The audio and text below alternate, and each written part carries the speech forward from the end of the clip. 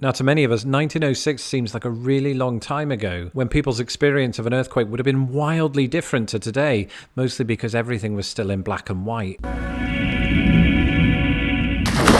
My name is Lawrence Brown, and for the first 26 years of my life, I lived in Britain, and I used to look across the pond at the United States of America and think, whoa, everything is crazy over there, isn't it? Everything's much bigger over there than it is here. And this was true of many things, including its cars, its portion sizes, and itself. But one thing in particular that absolutely frightened me was earthquakes, which, from what I could tell, in America happened every single minute of every single day for the rest of time. People forget that's how Charlton Heston went. And eventually, as you may or may not know, the universe ultimately decided, oh, you know what, Lawrence? You've lived in Britain too long. We're shipping you to America. I actually came by plane. And don't get me wrong, I'm an optimist, right? I was excited for the move, even if it meant that I'd end up wearing plaid shirts. But there was something at the back of my mind that was a little bit highly irrational that said, Lawrence's feet get cold. In other words, I started getting cold feet. And that's because, and I can't stress this enough, what if an earthquake happens to me while I'm asleep in my bed in just my underpants? Thankfully, though, so far, life in America hasn't been anything like that. The closest I've come to experiencing nature's wrath in any meaningful way is when I was forced into my basement during a tornado warning, in which my cat, against all the odds, handled the situation better than me. But the truth is, while Hollywood, and in particular Universal Studios Florida, may have overemphasized America's earthquake problem, British earthquakes ain't got nothing on America. Let me put this into context. Contrary to popular belief, Britain does have a surprisingly frequent amount of earthquakes, but it perhaps speaks to their relative lack of magnitude that during those 26 years, I never personally experienced a tremor of any kind. All that said, two of England's most notable earthquakes happened close to home. The nation's largest earthquake to have occurred when I lived in England happened in the very last year that I did so. In 2008, a 5.3 magnitude earthquake broke out in my home county of Lincolnshire, with the epicenter being at the village of Market Raisin, about 15 miles outside of my hometown of Grimsby. By all accounts, tremors were felt up and down the entire country, although partially because I was living in faraway London at that point and the earthquake struck in the early hours of the morning when I was in bed in just my underpants, I was absolutely none the wiser. And after all was said and done, the total number of injuries amounted to a single gentleman in Yorkshire. The other incident happened 77 years earlier in 1931, when Britain experienced what I will lovingly refer to as,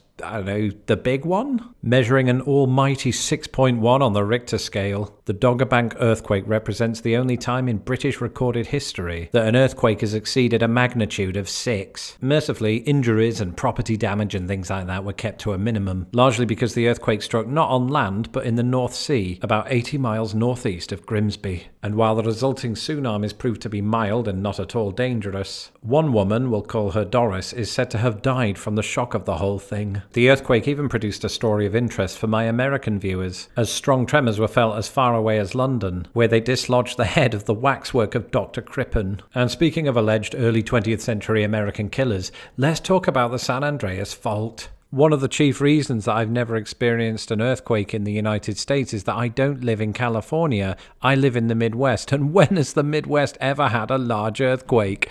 Keep watching. But I don't envy my friends in California who from time to time post videos amid an earthquake to Instagram, showing their swimming pools swaying from side to side, and then it hits me that they have a swimming pool, and I envy my friends in California. But back in 1906, the state would see the deadliest earthquake in US history, striking the coast of Northern California in the early hours of April 18th of that year. The 1906 San Francisco earthquake measured in at a magnitude of 7.9 on the Richter scale. The effects were truly devastating as fires raged across the city for several straight days. 3,000 people lost their lives and 80% of the city was destroyed. Now, to many of us, 1906 seems like a really long time ago, when people's experience of an earthquake would have been wildly different to today, mostly because everything was still in black and white. But even since we went to color, California has had some painful reminders of just how bad earthquakes can get. I remember as a kid being absolutely stunned by news footage of the 1989 earthquake in California and the almost as deadly earthquake in Northridge in 1994. And so perhaps it's no surprise that I have an irrational fear of earthquakes and that California has genuine concerns about the future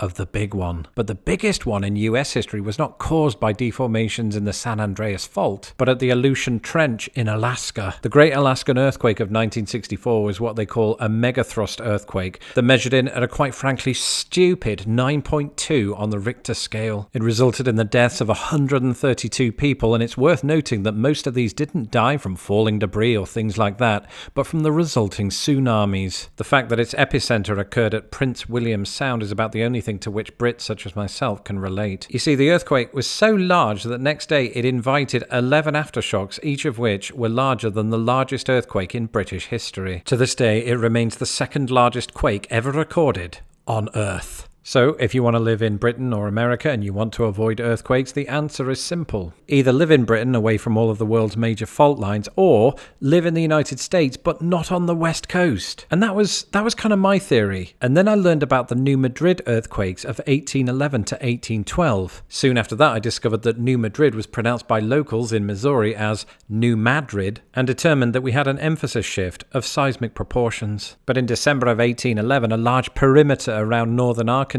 would be hit by a series of earthquakes, culminating in the largest one in February of the next year. Astoundingly, that earthquake is estimated to have been as large as that seen in San Francisco in 1906. And furthermore, because of the geological makeup under the area of New Madrid and surrounding areas, these earthquakes were felt much further away than those in California. And give a big round of applause to Reelfoot Lake in Tennessee. Before the earthquakes, it didn't exist. In all, it's estimated that roughly 1,000 people died in those earthquakes, a number that would be way higher if today's population was living there at the time. And here's the thing, the new Madrid Fault system was responsible for those earthquakes. And of course, the big elephant in the room is the fact that it's still there. These are tectonic plates, right? They don't just move 500 miles west in 200 years. So even though the chances of an earthquake of this size occurring again in my lifetime are relatively slim, people like me living in either Illinois, Indiana, Missouri, Arkansas, Kentucky, Tennessee, Oklahoma, or Mississippi might want to sleep in more than just your underpants,